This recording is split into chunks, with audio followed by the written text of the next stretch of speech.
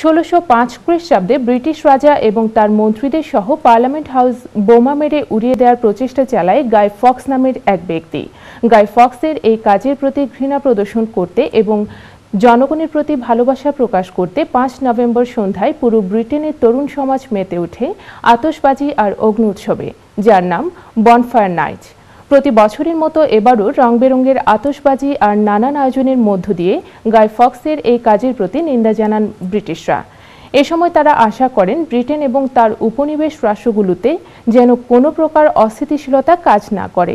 Bonfire night নিয়ে আরও বিস্তারিত জানাচ্ছেন আমাদের প্রতিনিধি শাহনাওয়াজ রকি।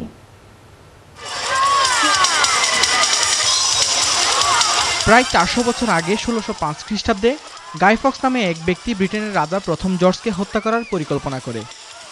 তারই অংশ হিসেবে বর্তমান হাউস অব লর্ডসে বোমা মেরে উড়িয়ে দেওয়ার পরিকল্পনা করে সে, যার কারণে সে প্রায় 34 ব্যারেল গোলাবারুদ জমা করে হাউস অব লর্ডসের আশেপাশে।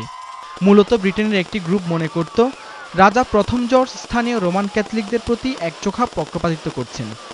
এরই প্রতিশোধ হিসেবে সে রাজাকে হত্যা করতে চায়। তবে তার এই পরিকল্পনা ধরা পড়ে যায় গুপ্তচরদের চোখে এবং তাকে বন্দী করে পরে আগুনে পুড়িয়ে মারা হয়। আর এই দিনটি ছিল নভেম্বরের 5 তারিখ।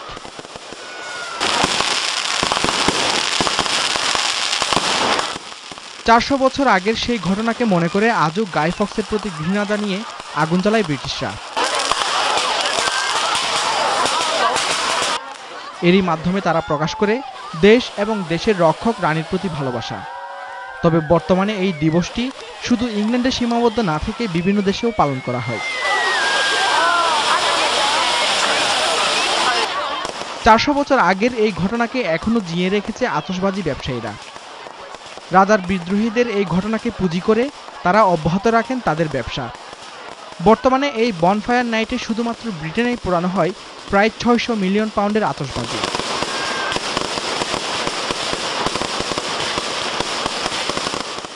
আর শিশুবৃদ্ধ সবাই আতশবাজি পুড়িয়ে স্মরণ করে 400 বছর আগের সেই হাউস অব লর্ডস পোড়ানোর পরিকল্পনাকে।